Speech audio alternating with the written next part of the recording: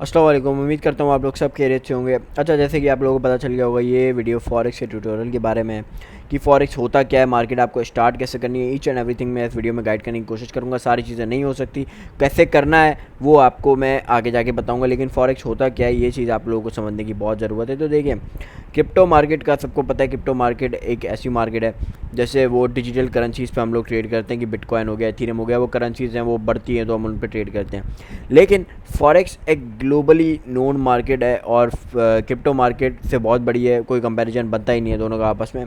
तो forex market पे trade होती है करेंसीज़ पे, international currencies, USD, euro, Japanese yen, Chinese, जो भी सारी करेंसीज़ हैं, सब करेंसीज़ पे आपकी ट्रेड होती है फॉरेक्स ट्रेडिंग में। तो फॉर एग्जांपल हमारे पास यहाँ पे अगर हम लोग ट्रेडिंग व्यू खोल लें तो ये यूएसडी जेपीवाई का चार्ट है।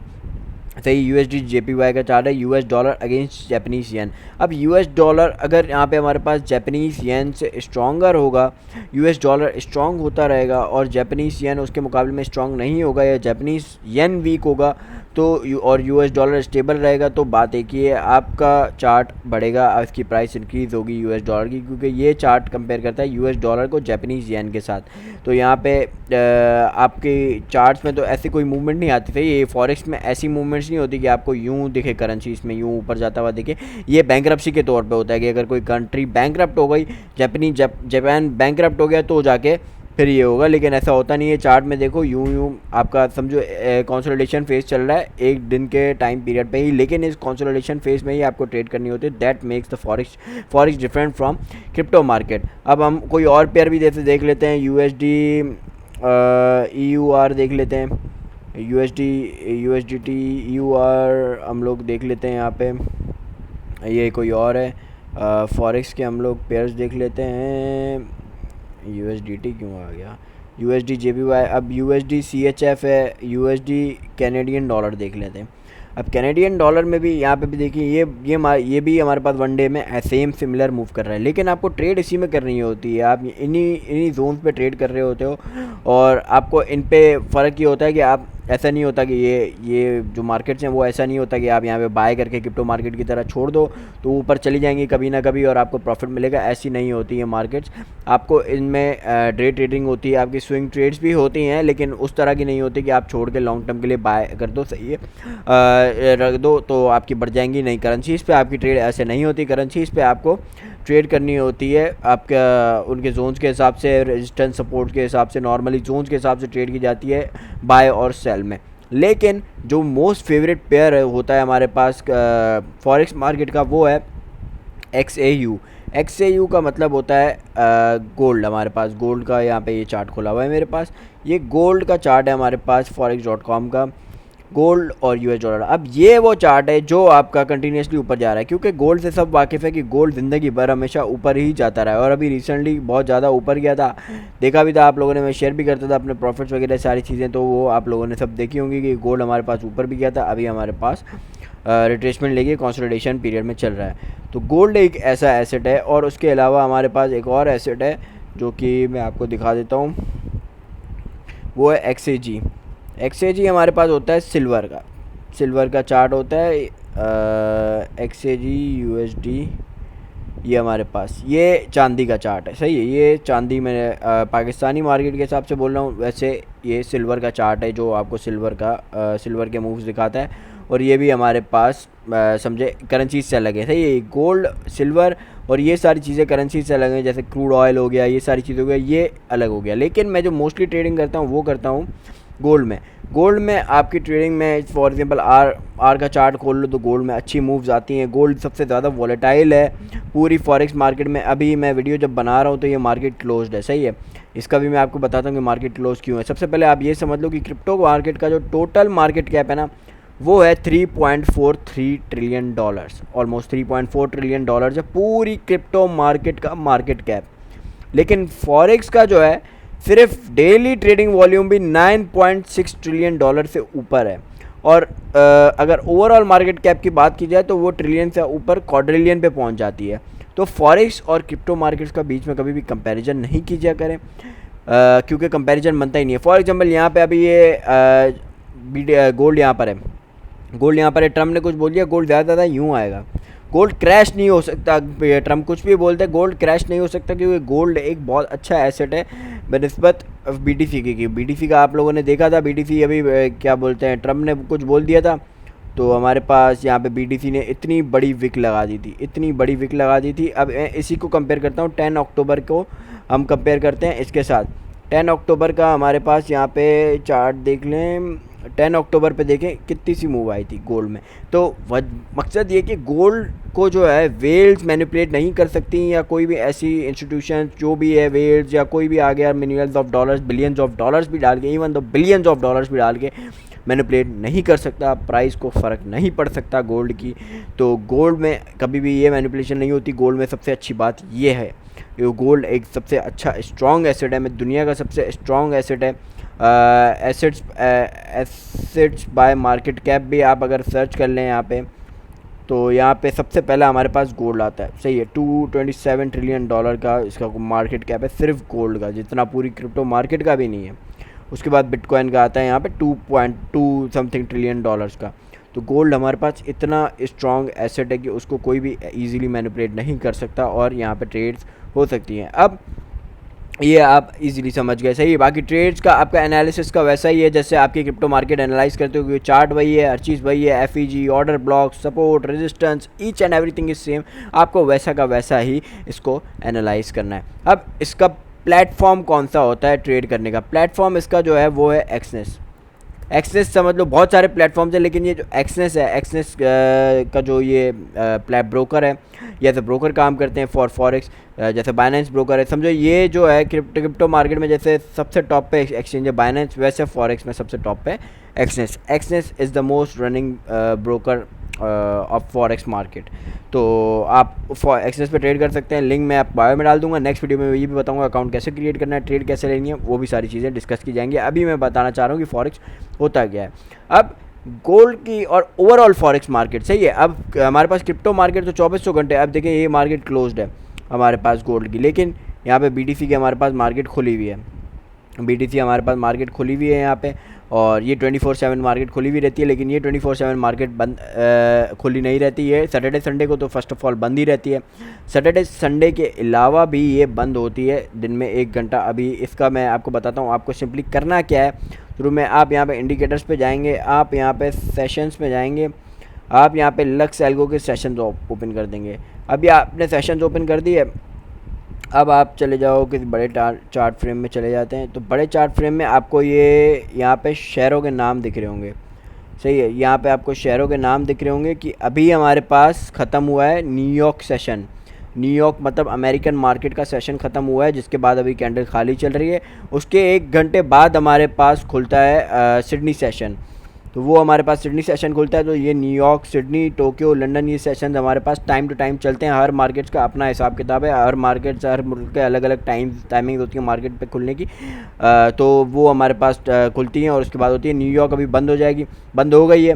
उसके बाद हमारे पास अभी 3:16 हो रहे हैं, 4 बजे हमारे पास सिडनी सेशन स्टार्ट हो जाएगा। 1 घंटे का बीच में गैप होता है, उसके अलावा 24 आवर्स चल रही होती है, सिर्फ ये 1 घंटे का गैप आता है। लेकिन सैटरडे संडे को बंद हो जाती है। फ्राइडे को आपकी रात जैसे ही न्यूयॉर्क का टाइम अभी जैसे 3 बज गए, तो फ्राइडे को रात को 3 बजे ख़त्म हो जाएगी, बंद हो जाएगी मार्केट।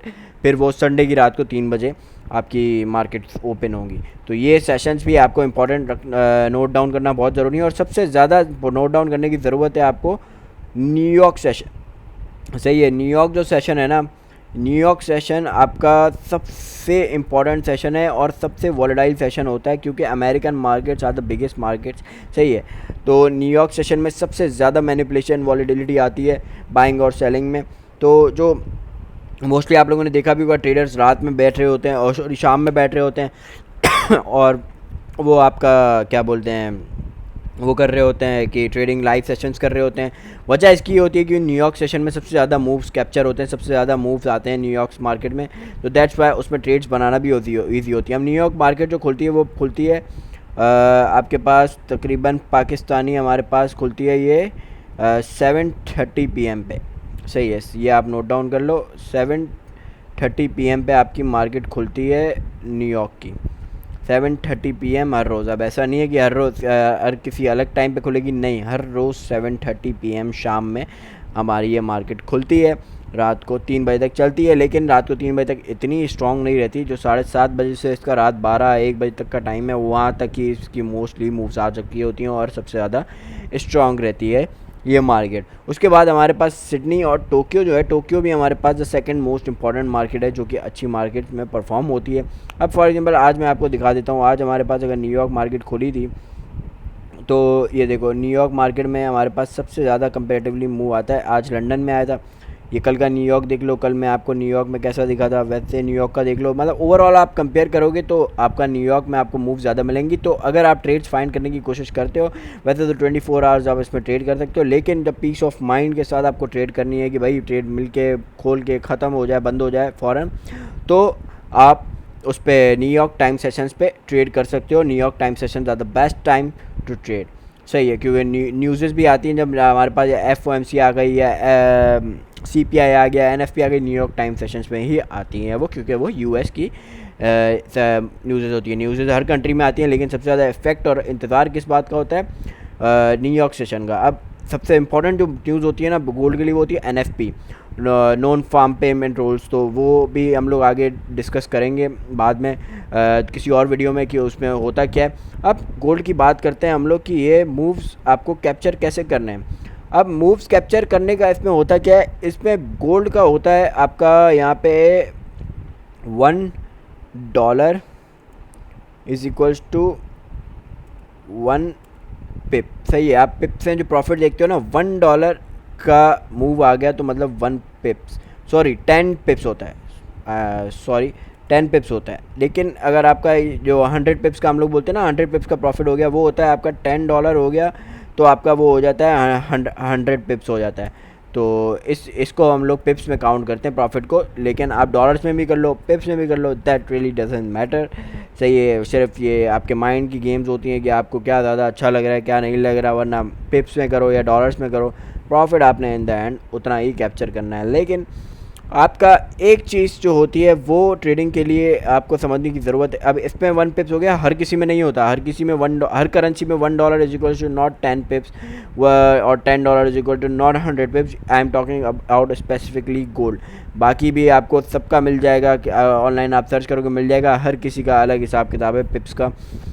गोल्ड का अलग है, सिल्वर का अलग है, BTC का अलग है। आप BTC भी ट्रेड कर सकते हो पिप्स में, एक्सेस पे कर सकते हो ट्रेडिंग, तो उस पर भी आप कर सकते हो।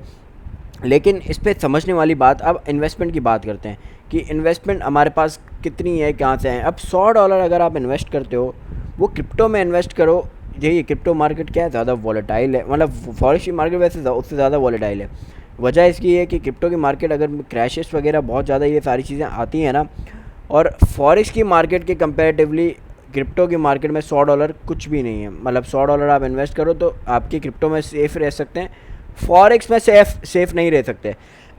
वजह ये कि आप अगर इस पे गोल्ड पे ट्रेडिंग करते हो तो आप कम से कम जो है ना, इसमें लॉट साइज़ के हिसाब से ट्रेड होता है। लॉट साइज़ का मतलब होता है कि आप कितनी लॉट की आप उठा रहे हो। फॉर एग्जांपल कम से कम आप लॉट उठा सकते हो 0.01 की, 0.01 लॉट आप कम से कम उठा सकते हो। 0.01 इज इक्वल्स टू 1 गोल्ड। अब ये 1 गोल्ड का मतलब क्या है, 3980 पे अगर गोल्ड चल रहा है तो आपका एक गोल्ड बाय हो जाएगा 1 लॉट पे। सही है, आपका उस पर 0.01 लॉट पे एक गोल्ड बाय हो जाएगा। 0.0 फॉर एग्जाम्पल आपने $100 डाले, $0.01 की आपने लॉट खोल ली, फॉर एग्जाम्पल बाय की खोल ली। अब आपका एक गोल्ड आ गया। सही है, 3980 का जो ये गोल्ड है ना, 3980 का, ये आपका एक गोल्ड आपके पास आ गया अकाउंट में, और आप अभी इस पे आपकी ट्रेड चल रही है बाय की।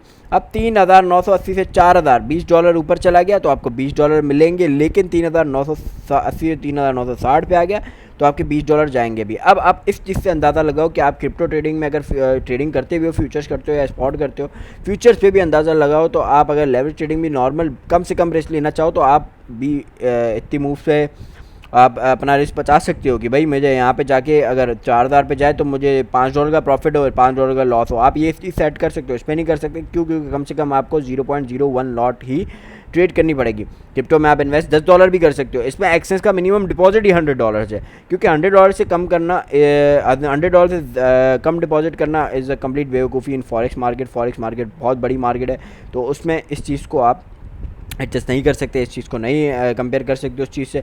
और गोल्ड में जो मैंने बोला 3004 क्या बोलते 3980 से 4000 पे गया।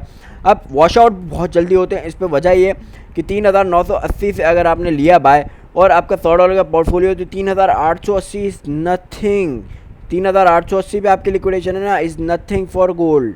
वो $100 का मूव इजीली दे देगा, कोई बड़ी बात नहीं है। $100 नहीं छोड़ो, $50 का भी मूव आपका बनता है 3930 तक। नथिंग, ये एक दिन का गेम है गोल्ड का। तो इस वजह से आपको एक प्रॉपर स्टॉप लॉस के साथ और प्रॉपर सेटअप के साथ ट्रेड करनी पड़ती है गोल्ड में, क्योंकि गोल्ड आपका अकाउंट जितना भी बड़ा हो, आप जितना बड़ा होगा डेफिनेटली आप क्या बोलते हैं उतना ज़्यादा रिस्क लोगे, उतनी बड़ी लॉट्स खोलोगे। 0.02 खोलोगे, आपके पास 2 गोल्ड आएंगे। 0.1 खोलोगे, आपके पास 10 गोल्ड आएंगे। तो दैट्स वाई आप ज़्यादा रिस्क लोगे तो गोल्ड आपका अकाउंट भी उतनी जल्दी खाएगा। लेकिन रिकमेंडेड यही होता है कि शुरू में अगर आप सीख रहे हो तो 0.01 की लॉट से सीखो। कम इन्वेस्टमेंट है डेफिनेटली यहाँ पे, मोस्ट ऑफ द पीपल के पास कम इन्वेस्टमेंट है। $100, 200, 300, 500 आप $0.01 के साथ खेलो। Second, the recommended investment for forex is $500 which is obviously not afforded by everybody, but आप $100 के साथ भी कर सकते हो। इट डजेंट मीन कि $100 के साथ नहीं कर सकते। मैं पास अभी अकाउंट खुला हुआ नहीं है, मैं अकाउंट दिखा दूँगा। आज भी एक अकाउंट मेरे दोस्त का अकाउंट था, मेरे पास लॉगिन था तो उसके 100 के आज ही $44 का प्रॉफिट हो गया। 44% गेन हो गया। 44% गेन एक क्रिप्टो मार्केट में बहुत यूनिक चीज़ लगती है, बहुत बड़ी चीज़ लगती है। इसका 44% वॉलेट इंक्रीज़ हो गया। तो that's the difference between forex and crypto markets. Forex markets में आपका पैसा ज़्यादा जल्दी डूब सकता है और ज़्यादा जल्दी बन भी सकता है। तो ये दोनों चीज़ें आपने अपने माइंड में रखनी है। इन्वेस्ट आपको हमेशा, चाहे क्रिप्टो मार्केट हो, फॉरेक्स हो, स्टॉक मार्केट हो, किसी भी चीज़ में, दुनिया की किसी भी चीज़ में आप पैसा जब इन्वेस्ट कर रहे हो ना, तो ये सोच के करो कि अगर मैं $100 इन्वेस्ट कर रहा हूँ तो वो $100 मेरे चले जाएंगे भी तो मुझे फ़र्क नहीं पड़ेगा, क्योंकि वो इन्वेस्टमेंट है। इन्वेस्टमेंट में लॉस भी होता है, प्रॉफिट भी होता है। सीखे बगैर करोगे तो बात ख़त्म हो गई। सही है, आप टेक्निकल एनालिसिस सीखो, आप ये सारी चीज़ें सीखो। एक तो मेरे फॉरेक्स चैनल का भी लिंक मैं उस पर डिस्क्रिप्शन में डाल दूँगा, वहाँ पर आप ज्वाइन करो। वहाँ पर अपडेट्स आपको मिलती रहेंगी और हम लोग आगे मज़ीद मैं आगे वीडियोस भी बनाऊंगा कि आपको इस पे अकाउंट कैसे क्रिएट करना है एक्सेस पे, और ट्रेड कैसे करनी है, वो 0.01 लॉट पे ट्रेड करना वगैरह भी सारी मैं चीज़ें आपको बताऊंगा। अभी दिमाग में आपने क्या रखना है, आपको एक ट्रेडिंग सेशंस दिमाग में रखने हैं, आपको अपने पिप्स और डॉलर से क्या कैलकुलेशन थी वो दिमाग में रखनी है। फॉरेक्स और क्रिप्टो मार्केट का मार्केट कैप आपको माइंड में रखना है कि कितना फ़र्क है। और आपको मोस्टली जो मैं शुरू में रिकमेंड करूँगा, आप बस गोल्ड पे रखो, गोल्ड पे ही रहो फिलहाल ट्रेड करने में। कर तो आप S&P 500 पे भी सकते हो, नैस्डैक पे भी सकते हो, क्रूड ऑयल पे भी कर सकते हो, हर तरह हर चीज़ पे ट्रेड कर सकते हो। लेकिन मैं खुद करता हूँ गोल्ड पे, and most of the 90% of the forex traders ज़्यादातर गोल्ड पे करते हैं, क्योंकि गोल्ड पे मूव ज़्यादा दिखते हैं और इस वजह से उस पर प्रॉफिट बनाना भी इजी होता है। मूव्स इजीली कैप्चर हो जाते हैं, ज़्यादा हमें टाइम वेट करना नहीं पड़ता। आई होप आपको समझ आ गई होगी इस वीडियो की। मिलते हैं अगली वीडियो में ज़्यादा डिटेलिंग के साथ। तब तक सब्सक्राइब करें और ख़ुद भी रिसर्च करते रहें। तब तक के लिए अल्लाह हाफ़िज़, ख्याल रखें अपना।